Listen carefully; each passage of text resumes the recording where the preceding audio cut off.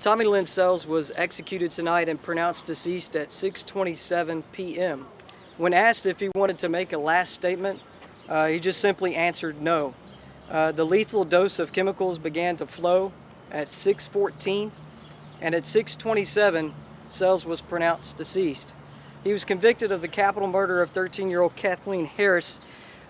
Sells broke into their Del Rio home, assaulted 13-year-old Harris, attacked an 11-year-old family friend, and then subsequently went back out the window. He was later arrested, went to trial, was convicted of capital murder, and sentenced to death.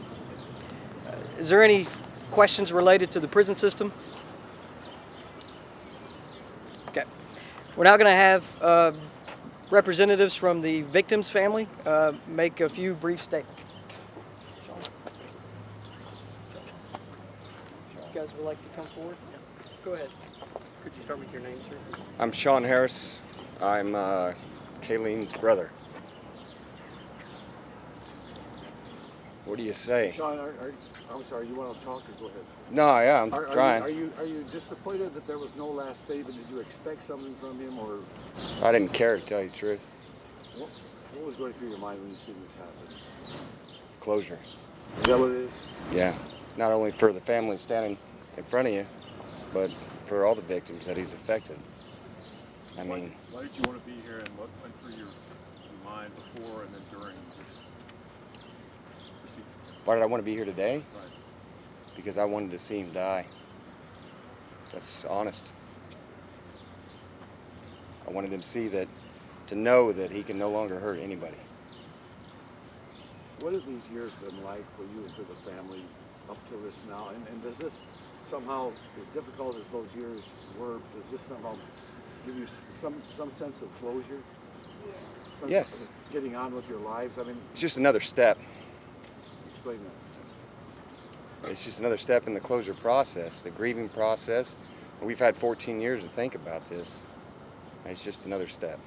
You mentioned afterwards, I'm told that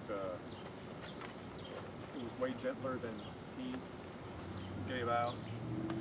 Tell me what your reaction is. I said that. Oh, I'm sorry. Oh, it is gentler. I mean, just look at the things that he's done. Not only to my sister Kaylene, but to the Perez family, to Surles, Krystal. God bless her. We would not be standing here today if she didn't survive. That's honest truth.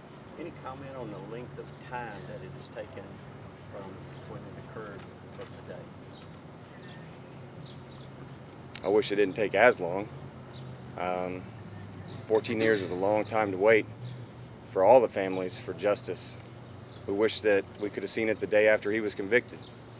But that's just the way the justice system works. It worked, and we're standing here today. What did you think of all the, I guess, focus on the drug that they were using and that he might be cruelly punished because of the drug?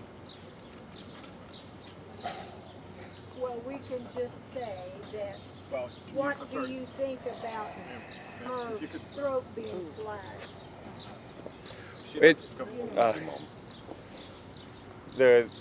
When it comes to the cruel, ask the question one more time.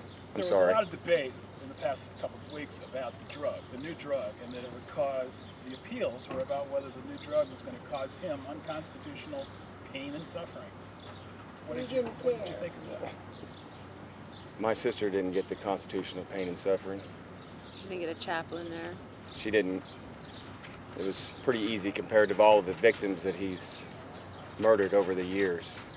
So I don't really care much about it, to tell you the truth. I don't think it really, I don't know what to say about that. To tell you the truth, I don't really know what to say I know about that. There were 17 or 19 stab wounds to her abdomen, and I believe that every one of them came out her back. And the throat cut was so deep it went clear to her spinal column.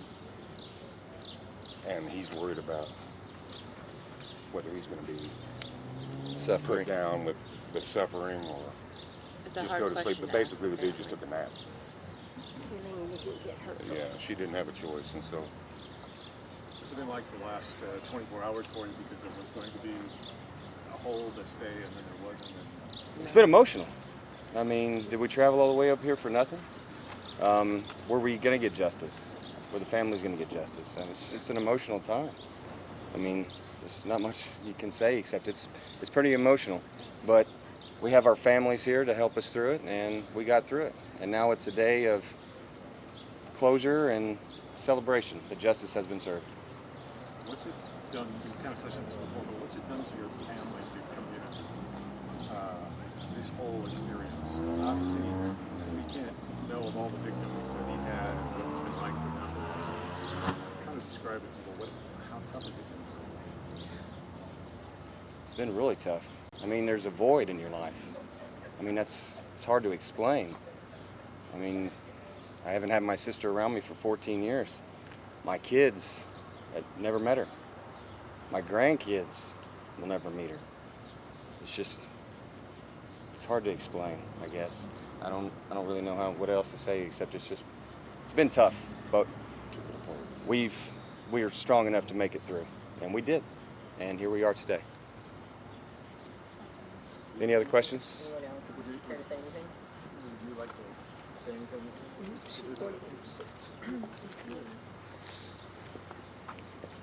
I am the mother of Mary B. Perez.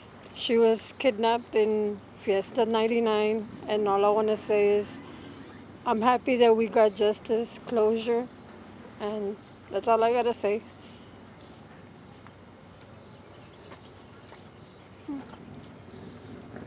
I'm the grandfather of Mary B. Perez.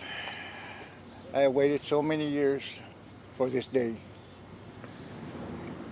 A lot of people might say, this is cruel. But to me, to see him die as today, I'm happy. And other people know that this is cruelty, but it really isn't. It's payback time. Okay? We all have suffered so many years.